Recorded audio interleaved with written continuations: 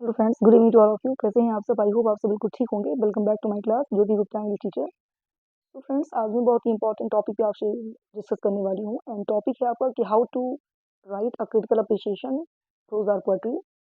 तो प्रोज हो चाहे पोएट्री हो, उसमें क्रिटिकल अप्रिसिएशन लिखने के लिए आता है। तो क्रिटिकल अप्रिसिएशन लिखने का तरीका क्या है एंड क्रिटिकल अप्रिसिएशन कैसे लिखना चाहिए, आज इसका ट्रिक मैं आपको बताऊँगी। बहुत ही ईजी ट्रिक बताऊँगी जिससे आप सारे बच्चों को क्रिटिकल अप्रिसिएशन लिखने का तरीका मालूम हो जाएगा एंड क्रिटिकल अप्रिसिएशन लिखना आपके लिए बहुत आसान हो जाएगा मेरे वीडियो के थ्रू। तो आइए स्टार्ट करते हैं कि क्रिटिकल अप्रिसिएशन कैसे लिखना चाहिए, क्या इसका तरीका है। तो फ्रेंड्स, पोएट्री एंड प्रोज दोनों में क्रिटिकल अप्रिसिएशन करने के लिए आता है। पोएट्री में जो लेसन होता है, जो पोएम हम पढ़ते हैं, उस पोएम का क्रिटिकल अप्रिसिएशन पूछा जाता है एग्जाम में। एंड प्रोज में जो लेसन हमको पढ़ने के लिए दिया जाता है एसे, उस एसे का भी क्रिटिकल अप्रिसिएशन एग्जाम में पूछा जाता है लिखने के लिए। तो यानी क्रिटिकल अप्रिसिएशन कैसे लिखना चाहिए, क्या है, आइए हम जानते हैं। तो क्रिटिकल की हिंदी होती है आलोचनात्मक एंड अप्रिसिएशन की हिंदी होती है टिप्पणी। यानी आलोचनात्मक टिप्पणी करने के लिए आता है पोएम का भी एंड प्रोज के लेसन का भी। अगर आपके कोर्स में प्रोज है तो प्रोज का आएगा, अगर आपके कोर्स में पोएट्री है तो पोएम का क्रिटिकल अप्रिसिएशन लिखने के लिए आएगा। ड्रामा में नहीं आता। बट क्रिटिकल अप्रिसिएशन की हिंदी आप समझ चुके हैं कि आलोचनात्मक टिप्पणी होती है एंड आलोचनात्मक टिप्पणी का मतलब ये हुआ अच्छाइयाँ और बुराइयाँ, यानी मेरिट्स और डीमेरिट्स। आपको पोएट्री हो या प्रोज हो, किसी का भी क्रिटिकल अप्रिसिएशन करने के लिए दे दिया जाए, किसी पोएम का या किसी एसे का, प्रोज का, दो ही चीज़ों में ही आता है क्रिटिकल अप्रिसिएशन। तो क्रिटिकल अप्रिसिएशन में आपको उस पोएम का डीमेरिट्स यानी बुराइयाँ एंड मेरिट्स यानी अच्छाइयाँ, दोनों चीज़ें आपको मिला के लिखनी रहती हैं, जिसे हम कहते हैं क्रिटिकल अप्रिसिएशन। लेकिन फिर भी फ्रेंड्स, हम आपको ईजी लैंग्वेज में कहें तो क्रिटिकल अप्रिसिएशन में आपको समरी लिखने के लिए दिया जाता है।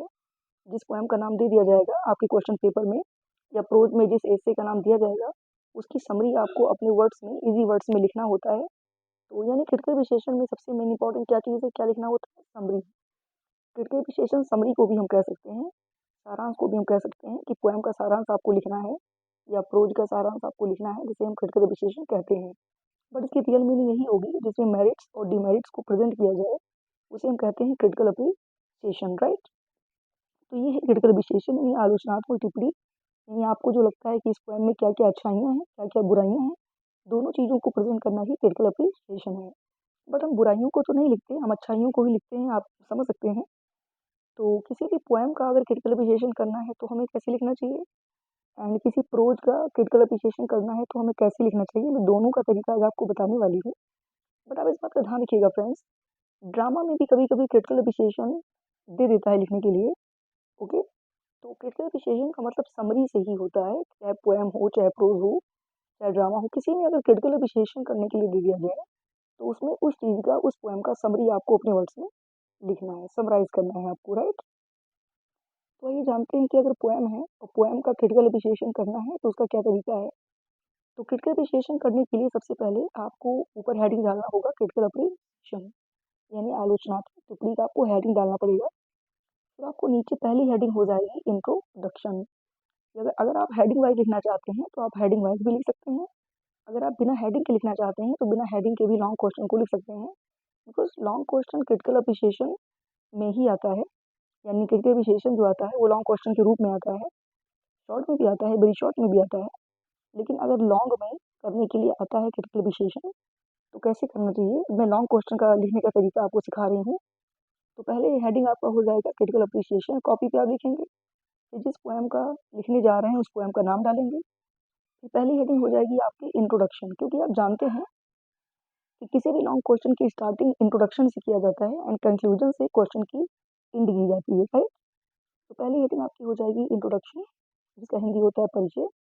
एंड परिचय में आपको बताना है कि आपका जो पोएम है वो कहाँ से लिया गया है। अगर कहीं से लिया गया है, किसी कलेक्शन से लिया गया है तो उस कलेक्शन का नाम, या किसी बुक से लिया गया है तो उस बुक का नाम आपको देना है, या आपका पोएम किस ईयर में लिखा गया, किस सन में लिखा गया, सन का नाम अगर आपको आता है तो सन का नाम देंगे तो बहुत अच्छा रहेगा, 6 मार्क्स मिलेंगे। एंड उस पोएम को किस कवि के द्वारा लिखा गया है उस कवि का नाम देंगे। पोएम किस कैटेगरी में आता है, किस प्रकार में आता है, सोनेट है, लिरिक है, एपिक है, वो भी आपको बताना है वर्ड्स में। एंड जो पोएट जिसके द्वारा कविता लिखा गया है उस पोएट का नाम देंगे। एंड पोएट में जो जो क्वालिटी पाई जाती है, जैसे वो सोनेटियर है, एपिक पोएट है, मल्टी टैलेंटेड है, मतलब एक पोएट में कभी कभी कोई पोएट होते हैं जो कई प्रकार की चीज़ों को लिखते हैं, सोनेट भी लिखते हैं, सटायर भी लिखते हैं, इपिक भी लिखते हैं, लिरिक भी लिखते हैं। तो इस तरीके से वो लिरिक पोएट भी हो गए, सोनेटियर भी हो गए, इपिक जीनियस भी हो गए। तो इस तरीके से अगर आपके पोएट में जो जो क्वालिटीज़ पाई जाती हैं, तो उन अपने कवि की क्वालिटी भी आपको बताना है। इस तरीके से पहले इंट्रोडक्शन में आप अपने पोएम के बारे में बताओगे, पोएम कहाँ से लिया गया है, कब लिखा गया है, कौन से राइटर हैं इसके। फिर उसी इंट्रोडक्शन में इतना बता के आपको ये बताना है कि पूरे पोएम में कवि क्या कहना चाहता है। तो इस तरीके से संक्षेप में उसको आप लिखेंगे अपने वर्ड्स में, हिंदी में सोचते हुए उसको इंग्लिश में ट्रांसलेट कर देंगे। तो इंट्रोडक्शन में क्या लिखेंगे आप समझ चुके हैं फ्रेंड्स। सबसे पहला हेडिंग इंट्रोडक्शन होगा, एंड इंट्रोडक्शन में दो चीज़ें होंगी। पहले तो आपको बताना है पोएम के बारे में, पोएम कहाँ से लिया गया है, किसने लिखा है, उसकी क्वालिटी क्या है। फिर उसी में आपको बताना है कि पूरे पोएम में कवि किसके बारे में बता रहा है, कवि क्या कहना चाहता है, राइट। यदि बहुत ईजी अगर मैं आपको समझाना चाहूँ, अगर आप समझना चाहते हैं बहुत ईजी में मेरी बातों को, तो मैं यूँ कह सकती हूँ अपनी ईजी ट्रिक से कि आपको इंट्रोडक्शन में पहले रेफरेंस वाली चीज़ें लिखनी है, फिर कॉन्टेक्स्ट वाली चीज़ें लिखनी है। मतलब जो कॉन्टेक्स्ट में लिखा जाता है कि कवि क्या कहना चाहता है पूरे पोएम में, वो बातें नीचे बतानी है। पहले आपको बतानी है रेफरेंस वाली बातें कि पोएम का नाम क्या है, पोएम कहाँ से लिया गया है, पोएम का राइटर कौन है, पोएट कौन है, राइट। इस तरीके से तो रेफरेंस और कॉन्टेक्स्ट आपको इंट्रोडक्शन में लिखना है। इजी ट्रिक है ये समझने का। एंड दूसरी हेडिंग होनी चाहिए आपकी डेवलपमेंट ऑफ थॉट, या the development of the thought. तो the development of the thought भी लिख सकते हैं, या आप ये भी लिख सकते हैं इट्स पोएटिक थॉट। ठीक है, इसका मतलब होता है समरी। दोनों का मतलब समरी हुआ। अब दो हेडिंग में से कोई भी हेडिंग डाल सकते हैं अगर आप पोएम का क्रिटिकल अप्रिशिएशन लिख रहे हैं। तो डेवलपमेंट ऑफ थॉट में या इट्स पोएटिक थॉट जो दूसरी हेडिंग आप डालोगे, इसमें आपको लिखना क्या है, इसको आप इसमें आपको मेन समरी देनी है। आपके पोएम की जो मेन समरी है, जो मुख्य समरी है, वो पूरी आपको संक्षेप में लिख देनी है। वैसे पोएम शॉर्ट होता है, ये पोएम कोई बहुत लॉन्ग होता भी नहीं है। केवल इपिक आपका long poem, long narrative poem होता है। वैसे सारे पोएम इतने बड़े होते ही नहीं है, सारे पोएम तो शॉर्ट ही होते हैं। तो पूरे पोएम की समरी आपको संक्षेप में अपने वर्ड में लिखनी है, किसमें, दूसरी हेडिंग में। और दूसरा हेडिंग हो जाएगा the development of the thought. And friends, तीसरी हेडिंग आपकी हो जाएगी, नेक्स्ट हेडिंग आपकी हो जाएगी थीम। ये थीम का मतलब आप समझ सकते हैं, जिसको थीम को आप सेंट्रल आइडिया भी कहते हो। जैसे इंटरमीडिएट क्लास में पहले सेंट्रल आइडिया लिखने के लिए आता था पोएम का सेंट्रल आइडिया, यानी पोएम का उद्देश्य क्या है, कभी उस पोएम के माध्यम से आपको क्या मैसेज देना चाहता है, क्या संदेश देना चाहता है, उसको हम सेंट्रल आइडिया कहते हैं। तो तीसरी हेडिंग आप सेंट्रल आइडिया भी डाल सकते हो या थीम भी डाल सकते हो। तो थीम का मतलब होता है उद्देश्य, या सेंट्रल आइडिया का मतलब होता है मुख्य विचार, जिसमें आपको बताना है कि कवि क्या मैसेज आपको देना चाहता है, कवि आपसे पोएम में क्या कहना चाहता है, कवि का संदेश क्या है, कवि का उद्देश्य क्या है पोएम को लिखने का। क्योंकि हर पोएम से हमें कोई ना कोई शिक्षा मिलती है फ्रेंड्स। तो आपको तीसरी हेडिंग देनी है सेंट्रल आइडिया की या थीम की, राइट। इसके बाद में अब अगली हेडिंग आप दे सकते हैं टाइटल। केवल टाइटल आप लिख सकते हैं, टाइटल ऑफ द पोएम भी आप डाल सकते हैं चेंज करते हुए। तो टाइटल का मतलब होता है शीर्षक, एंड शीर्षक में आपको क्या बताना है, शीर्षक का मतलब पोएम का नाम। आपको शीर्षक वाली हेडिंग में ये बताना है कि आपके पोएम का जो नाम रखा गया है, उस नाम में कोई भी कमी नहीं पाई जाती। कवि ने बहुत ही सोच समझ के इस पोएम का नाम दिया है, एंड जो पोएम का नाम है वही उसी चीज़ के बारे में पूरे पोएम में जिक्र किया गया है। जैसे मान लीजिए कि पोएम का नाम है ट्रू लव, तो ट्रू लव पोएम का टाइटल है। टाइटल का मतलब नाम होता है, नेम होता है। तो मान लीजिए कि पोएम का नाम आपका ट्रू लव है, जैसे विलियम शेक्सपियर ने सेमेस्टर सेकंड में पोएम दे रखा है ट्रू लव का, जिसका ये भी नाम है let me not to the marriage of true honeys. तो मान लीजिए ट्रू लव पोएम का नाम है, तो ट्रू लव टाइटल है पोएम का। तो अगर पोएट ने शेक्सपियर ने पोएम का नाम ट्रू लव रखा है, तो सोच के ही रखा होगा। पूरे पोएम में ट्रू लव के बारे में बताया गया होगा, ट्रू लव का जिक्र किया गया होगा। तो पोएम की समरी के आधार पे ही पोएम का टाइटल दिया जाता है। तो कभी पोएम का टाइटल गलत तो होता ही नहीं है, परफेक्ट ही होता है। तो आपको टाइटल हेडिंग देके ये बताना है कि कवि ने पोएम का नाम जो चुना है, जो चूज किया है, वो बिल्कुल परफेक्ट है, उसमें कोई भी प्रकार की कमी पाई नहीं जाती। मतलब जो पोएम का नाम है, उसी चीज़ के बारे में पूरे पोएम में राइटर ने बताने की कोशिश की है। तो ये हो गया टाइटल। फिर आपकी नेक्स्ट हेडिंग हो जाएगी स्टेंजा फॉर्म। ओके, तो स्टेंजा फॉर्म में आपको क्या बताना है कि आपका स्टेंजा फॉर्म करते हुए आप उसके अंदर कई हेडिंग ऐड कर सकते हैं कॉमा लगाते हुए। जैसे stanza form, comma figures of speech, okay, comma metre, okay, and rhyme scheme and rhythm. इस तरीके से आप जोड़ सकते हैं कई हेडिंग एक साथ में कॉमा लगाते हुए, अंत में एंड लगा सकते हैं जो अंतिम हेडिंग है।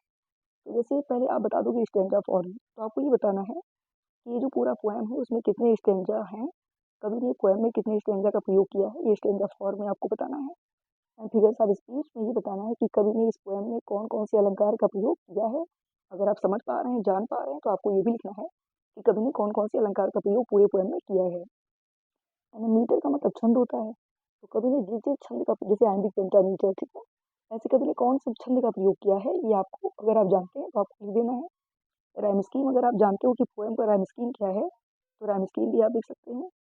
ठीक है, तो इस तरीके से आपको stanza form and rhyme scheme and figures of speech, metre, ये चीज़ें अगर आप अपने पोएम के बारे में जानते हैं तो ये हेडिंग देखिए आप उसके बारे में बता सकते हैं। नेक्स्ट आप ये बता सकते हो कि आपका पोएम किस कैटेगरी में आता है। जैसे आपका पोएम मान लीजिए टू लव का मैंने एग्जाम्पल दिया है, तो टू लव एक सोनेट है, शेक्सपियरियन सोनेट, शेक्सपियर का लिखा हुआ सोनेट है। तो आप पोएम के प्रकार के ऊपर आधारित एक हेडिंग बना सकते हैं कि जैसे to love as a sonnet, कोई भी पोएम हो, जैसे कोई लिरिक हो, कोई एपिक हो, कोई सोनेट हो, तो टू लव एक सोनेट है, तो मैंने क्या दिया कि to love as a sonnet. इस तरीके से ये हेडिंग बना दिया। एंड इस हेडिंग में लिखना क्या है आपको, आपको ये लिखना है कि टू लव, जिसको आप कह रहे हैं कि एक सोनेट है, तो क्यों है, रीजन बताना है। तो उसके अंतर्गत आपको बताना है कि टू लव पोएम एक सोनेट है क्योंकि ये 14 की कविता है एंड विलियम शेक्सपियर के द्वारा लिखी गई है, इसमें 4 स्टेंजा हैं, इसीलिए इसको शेक्सपियरियन सोनेट के नाम से जाना जाएगा।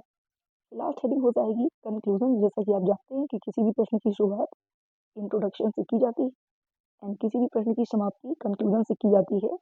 तो लास्ट में आप कंक्लूजन हेडिंग डालोगे एंड कंक्लूजन का मतलब होता है समाप्ति। एंड समाप्ति में क्या लिखना होता है, फिर से आप एक बार जान लीजिए। समाप्ति में हम वही चीज़ दोबारा रिपीट करते हैं जो चीज़ हम इंट्रोडक्शन में लिखते हैं। तो इंट्रोडक्शन में हमने बताया था कि पूरे पोएम में कवि क्या कहना चाहता है, जैसे प्रसंग है, ऐसे कंक्लूजन में आपको फिर एक बार रिपीट करना है कि पूरे पोएम में कवि किसके बारे में बताने की कोशिश कर रहा है। ओके फ्रेंड्स, तो ये था पोएम का क्रिटिकल अप्रिसिएशन लिखने का तरीका।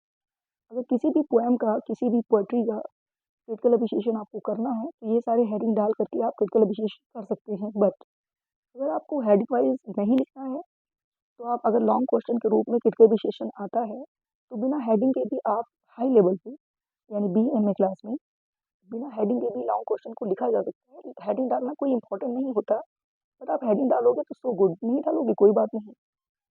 अगर हेडिंग आपको नहीं आती तो बिना हेडिंग के भी आप क्रिटिकल अप्रिसिएशन को, या किसी भी लॉन्ग क्वेश्चन को आप बिना हेडिंग के लिख सकते हैं। केवल आपको ऊपर सबसे पहले एक हेडिंग डालनी जरूरी है कि क्या लिखने जा रहे हो आप। जैसे आप क्रिटिकल अप्रिसिएशन लिखने जा रहे हो, तो सबसे पहले ऊपर आप डाल दोगे क्रिटिकल अप्रिसिएशन, और जिस पोएम का लिखने जा रहे हो उस पोएम का नाम आपको डाल देना है।